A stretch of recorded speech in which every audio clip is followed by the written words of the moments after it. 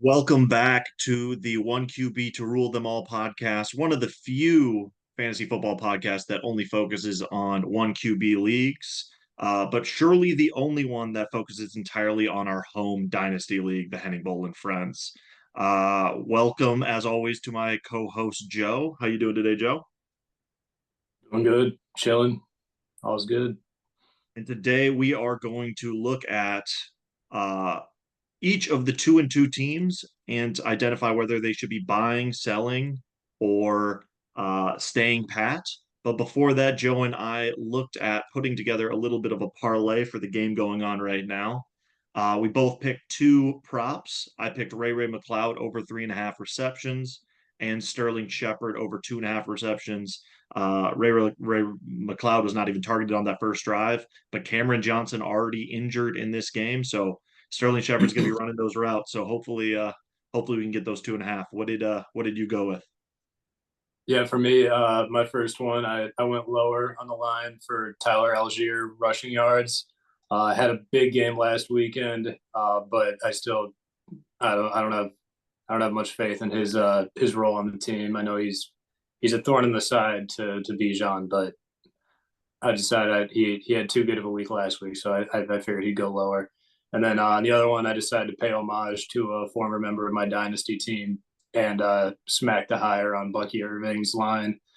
He's in 3 or 4 games this year. He's been over 50 yards, so felt like a no-brainer to me. Perfect. So we'll continue monitoring that as we continue on here. But let's dive into it. Like I said earlier, we're going to look at each one of the 2-2 teams here and kind of say what we would do if we were the owner of this team, whether we would buy towards the deadline, stand pat for a little bit and reevaluate, or whether or not we would sell off and fully commit to that rebuild. But without further ado, let's start into that first team quad T. What did you have for us here, Joe? Yeah, Tate's every year is a house money year for Tate. I feel like he just kind of rolls with his team. He likes the guys he has. He doesn't really feel the need to trade or anything. Um, but with that being, so I think he probably will just stand pat and let this season play out. Um, for me, I think it would make a lot of sense for him to maybe go out and explore some trade options. Um, I think that you go down his lineup and things look pretty great, but then you start thinking about how he's starting Zach Moss and these guys like Singletary and Jerome Ford, and what are the roles of those sorts of guys going to be like come fantasy playoff time? Um, Seems like they're all kind of diminishing already. So maybe it makes a lot of sense for him to go out and add a guy like a Nick Chubb, who's affordable. I think Chase Brown would be tough to get off of Tyler's team. I know he values him, but I think that Chase Brown would make a lot of sense on Tate's team, just as a way to hedge and fine tune. So yeah, I think he should make some moves. But we'll see what he does. Yeah, I have this as a little bit of a spoiler alert, the only screaming buy team here. Starting off at the top, you got Joe Burrow, uh, and you got his stack partner in Jamar Chase. That's a high flying offense. It seems like they've kind of got their chemistry together, and that's a defense that I wrote down. Defense that couldn't stop an offense led by the current day Dan Marino, Emmett Smith, and Randy Moss of the Pepsi unretirement commercials. Like that defense is bad. They're going to be in a lot of positive pass happy game scripts. Um, and then he's got RBs of Kyron Williams and Saquon Barkley. Saquon Barkley looks early on to be one of those potential league winners. I didn't have a lot of faith in him going into the year, but this could be the championship window. Um, and then you've got an asset like Jalen Waddle, who the offense looks bad this year, especially with Tua out, but he still has a lot of value in Dynasty. You could look to flip an asset like that and really pick up some of these uh, point scoring players right now and make a run for the playoffs. Tate has the second highest points for so far this season. Had a little bit of scheduling luck or been unlucky with the scheduling. I think if you could turn this Jalen Waddle into a couple guys who are really, on the tail end of their career, but turning the point scoring up, this could be a team that's very dangerous in December in the playoffs. So I have them as a screaming buy. Also, big call out CEH. Looks like he's going to be returning off the pup with Pacheco out for another 6 weeks ish. CEH, no matter how bad he is at football, he could be the lead back in this offense and really score some points for Tate moving forward. Next Yeah, up, we had Punishment President, Jake's team. What'd you have for him? yeah. This team has already kind of Jake's already kind of made some moves in the direction of a rebuild, and so take it from someone who's into a rebuild, one might say. Once you get into it, you kind of just have to roll with it. You're just going to be if you try and duck and dodge and uh, go in and out of the rebuild, it's not what's best for your team. So I would say continue do what you can to continue to stock up draft capital. One trade I had in mind was if you can take Jacoby Myers and Kittle, sell those two off of pretty solid starts to the season, get it first for them. I think that's something someone might do, like a Tate, if Tate's looking to, although Tate has a tight end, but uh, something like that where you can package a couple veterans and get a first. I think that's a great trade for this team, and then then you'll be set for the future and kind of re-roll things. I Yeah, don't know what were you. I had the same thing. I said ETN kind of looks washed. Rashad White is the least efficient rusher in the NFL. This team could sneak into the playoffs, leveraging the added bump in production in Jacoby Myers if Devontae Adams does get traded. Darnell Mooney has an increased role this year. Who knows if that's going to sustain into future years? So you could try and push this into the playoffs, but I think this is a prime team to, like you said, look to sell some of those assets at the height of their value currently. Jacoby Myers, like you said, George Kittle. If someone believes in the passing upside of Rashad White, you already have the future of this backfield locked up. You can turn that into some younger assets. I think this is a team that really has something to offer in terms of selling off, but it doesn't have the star power in order to truly compete for a championship this year. So I have them as a sell. Arguably the most interesting team moving forward, Matt Brown. In order to see the true potential of this team, you really just need to go down to the outs and the IRs. You got Cooper Kupp out. AJ Brown's been out the last couple of weeks. Pacheco, Puka Nakua, just the full IR. What did you think about Matt Brown's team? Yeah, I think that this team, well, it's already showing that it got Kenneth Walker back this week because Kenneth Walker's another name that's been out. And he dumped three tutties on who they play. I don't The know Lions. on that Monday night game. Uh, so I think that this team will continue to get better each week as it gets healthier. I think that it does have a hole at the tight end position, and I'd love for Matt to be a buyer because he can't really be a seller. He doesn't have any draft capital like tied to his team, so he doesn't get the added benefit of being a bad team and having his draft position be increased. So I think that his only choices are to stand pat or to be a buyer. And so with that being said, I would advise looking at like a kind of a what's the word? Just kind of a vet tight end, like an Njoku, an Ingram.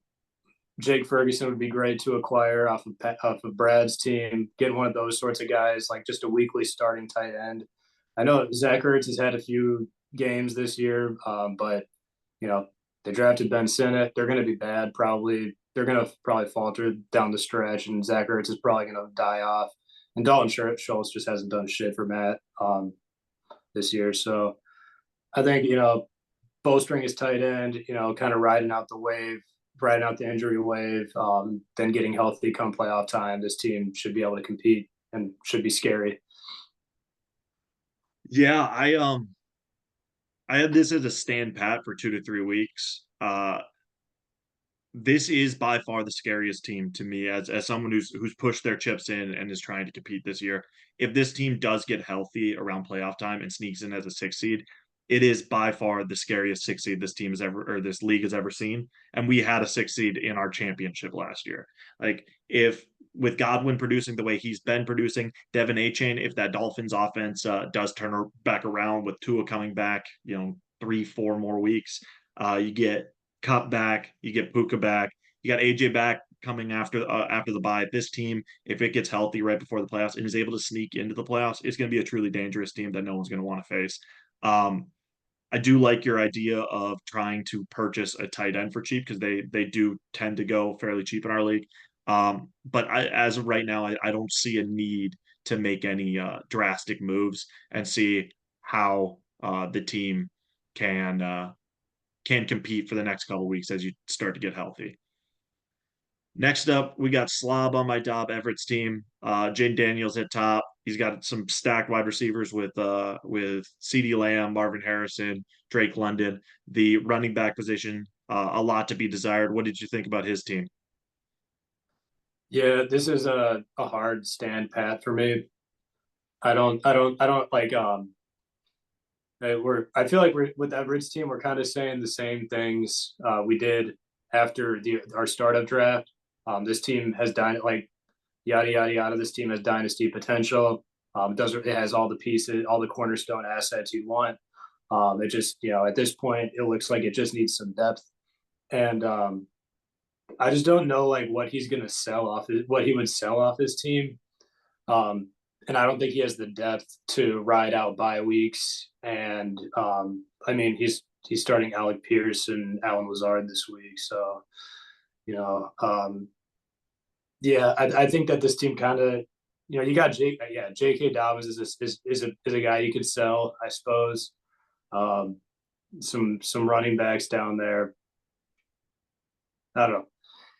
Yeah, I think this team should just stand pat. Like if you scroll down to the draft capital, Ev already has like kind of a nice little pile of picks for this year. They're jamming in a bunch of quality rookies to your lineup, building that depth out. I think for me it's a hard kind of stand pat sort of team, house money year sort of thing. Young Wei Koo just missed a field goal.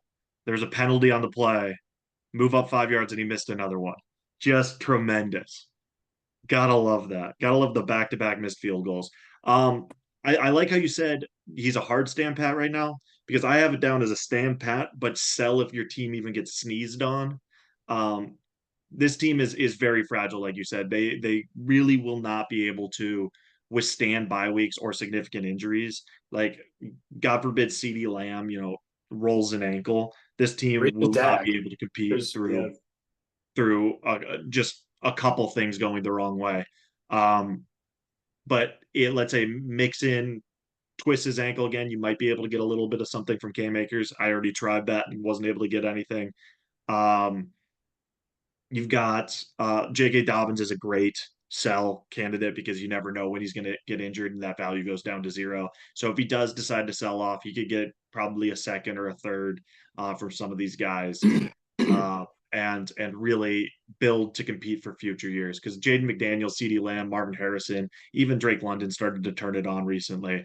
Um, he's got a good young core. He just needs a little bit more stability from the running back position in order to truly have a contender here. Next up, we've got Tractor Cedo season. Jack's team, what did you have here? Yeah, so this team is actually I would say this is a very interesting team because it's a crusty old vet team, but it has all of its picks. Um, so I feel I picked this as a team that could actually feasibly go either way. Based on his uploads to the trade block, it seems like Jack intends to hit the reset button, which is probably the smart move. Um, but boy, wouldn't it be fun if he just took JSN, split him off into a couple of nice pieces, like an extra like a running back and a receiver, And then, you got Kelsey now with Rashee Rice being out. You're flexing Mark Andrews, then you don't have to do that and avoid the Mark Andrews goose eggs that he's been laying. Um, so I think that this team should probably rebuild, but I think it would be fun as hell if it leaned into this crusty old vet theme. Um, and like that's sort of a sustainable well, maybe not sustainable is not the right word, but like that could be a strategy for him going forward is, you know, burn your 4 picks in season, keep your old crusty team, take the production, see what happens. Yeah, I have this as a screaming sell. I just don't see the moves that would need to be made in order to be competitive. Like, sure, Derrick Henry has been a surprise this season. Raheem Mostert's been a nothing. Debo Samuel's been pretty good when he's been on the field, and Travis Kelce is about to get all those option routes in Kansas City that Rashee Rice was eating on over the last couple weeks. Um, but this team is just so old, and if you don't win your championship here, it only goes down in value. So I think you could get something out of a Mike Evans. You could get something out of a Derrick Henry from a contender. You could get a lot, and you can sell now high on a new buy window for Travis Kelce. Uh, it seemed like he was kind of willing to ride Travis Kelce out into him being dust, into him having absolutely zero trade value. But you found a new trade window here, so I think that this is the time to sell if you are Jack. But like you said, if you want to compete, you're going to have to buy in. You're going to have to sell those picks that you've accumulated that you still have of yours I I, to try I and think hit. it Yeah, I think the team has to make a bit like one or two big moves in either direction. Like if you can find a buyer who, if you can just package up Evans, Henry, and Kelsey for like 2 firsts or something like that, you do that all day, then you've totally turned your team around and created all the efficiency you need for your lineup. But then again, like if you package your first, second, and third and get like I don't know who could you get for a first, second, and third, like a top 10ish receiver. Let's take a look at who's at the bottom. Tyreek Hill, when he is covered, I mean, you could get a Tyreek Hill and a Josh Jacobs off of Brad's team, and ride Tyreek into Tua coming back, and then Josh Jacobs. I mean, he's just such a positive regression candidate for the rest of the season because he's been very efficient as a runner. He just hasn't gotten those touchdowns, and you expect that to change. Um, that seems like a buy. On your team, you're probably not giving a first for anyone. You might need that for Ayuk, but Jaden Reed for the rest of the season. I mean, he's going to be putting up numbers. There are plenty of options for buys at the bottom of this. I mean, call me maybe's got such a stacked team. I borderline have this team as a buy, even though they're 1-3. You got Brees Hall, you got Justin Jefferson, you got Cole Kmet, who seems to have increased his role. Um, this team's a couple pieces away from really having a good lineup.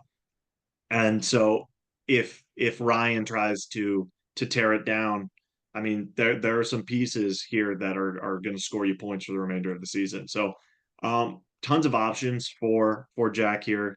I just have him as a sell because I think it's going to be easier to sell down at this time than it is to buy up. Next up, we've got Nate's team. He's already kind of moved his way towards a sell, but then has bought in recent weeks. So kind of an interesting spot here. What do you think about Nate's team? Yeah, I well I think he can fill out his roster, and I've kind of just for that reason called it a house money type of year for him. He should just stand pat. Um, I've inquired with him, like I've asked him, for some trades and stuff, and I feel like the guys that the contenders might be looking at, Nate's probably going to be valuing them pretty highly. So um, I think I think that Nate probably is sitting on is probably made. So I mean, Nate will probably make a move or two. He's always down to trade, but I think if I were sitting on this team, it'd probably be more of a just ride it out. See what happens with Wicks now that you've kind of lucked into Dontavian Wicks. Being a factor. Uh, yeah, I think. Yeah, I think this is a stand pat team for me for sure.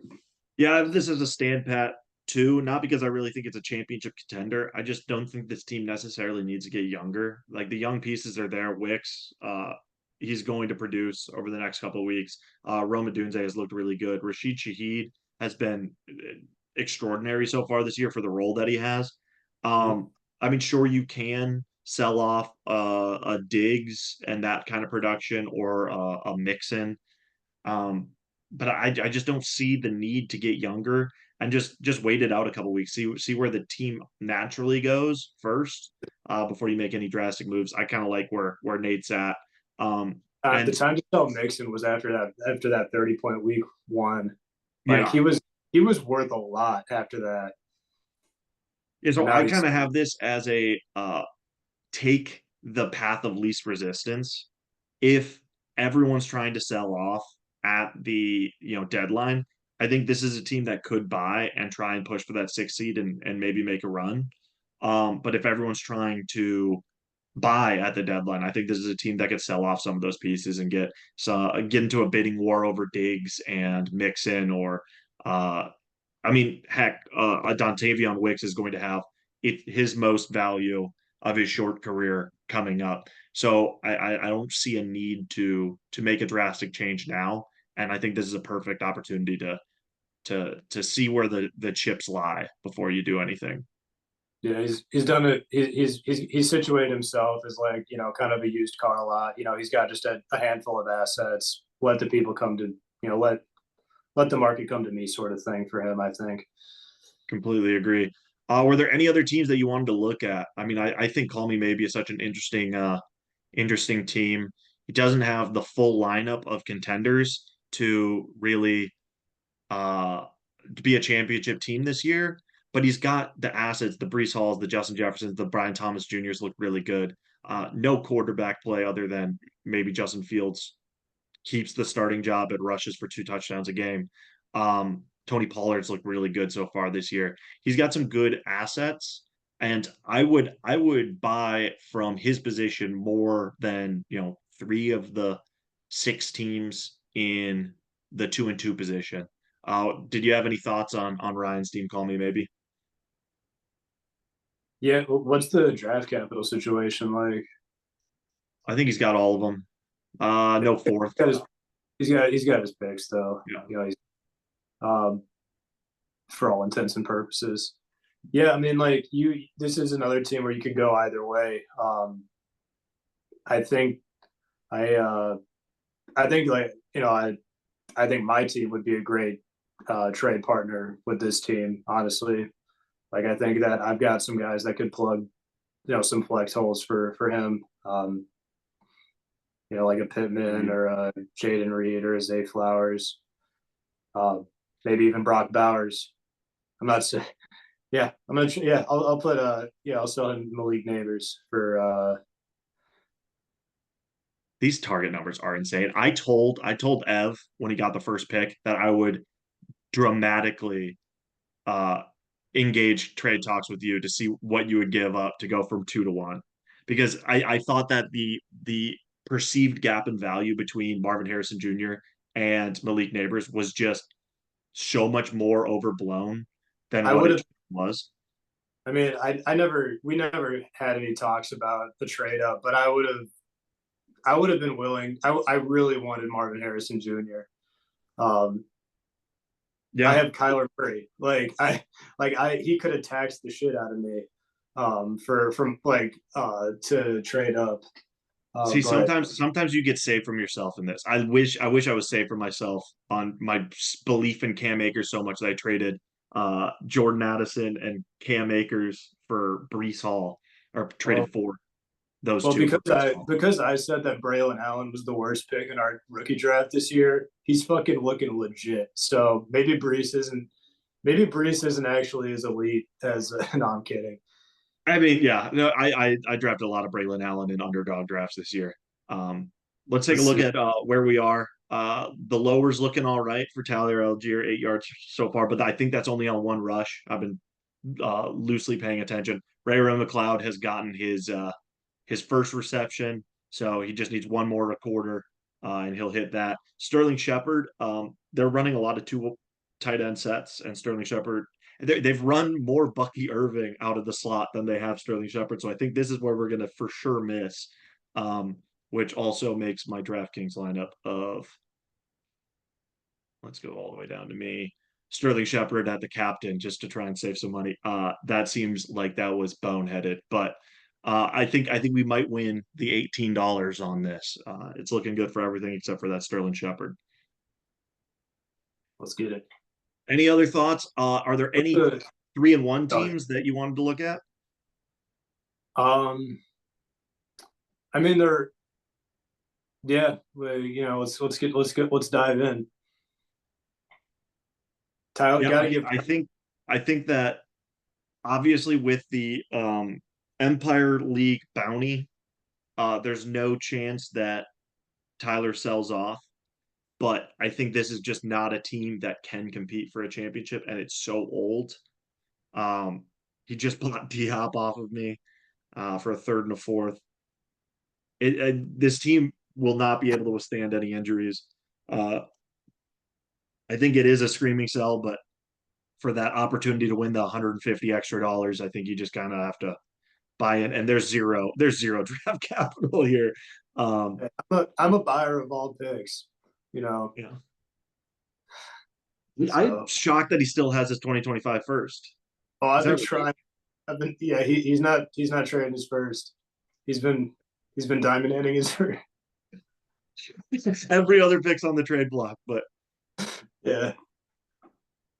So you just gotta go out into the future a little bit. other teams that potential poach some guys off of. I mean, obviously with Taysom Hill breaking his rib, he's not really a buy, but there's some good players on Brad's team if he decides to hit that ejector seat. Um, Tajay Spears looked all right in the last game. Yeah, You got I could see two elite quarterbacks. What was the team that we said had no quarterback? the Justin Fields team. Yeah, like I mean, Josh Allen, he could get rid of CJ Stroud and, first and a But little bit on top of that. are you selling low a little bit on Stroud? Like, what's he even ranked right now in Dynasty? Because he's had a slow start. I thought. Well, Yeah, I wait, mean, which Henning has Nico? Is the Justin Fields team the one with Nico Collins? Because then no, that would be a pretty good. no, Or no, that's up that's here. Southpaw. That's me. Nico Collins is up here. I mean, he's starting Gino. Obviously, Who are the other quarterbacks? I guess he's got DK.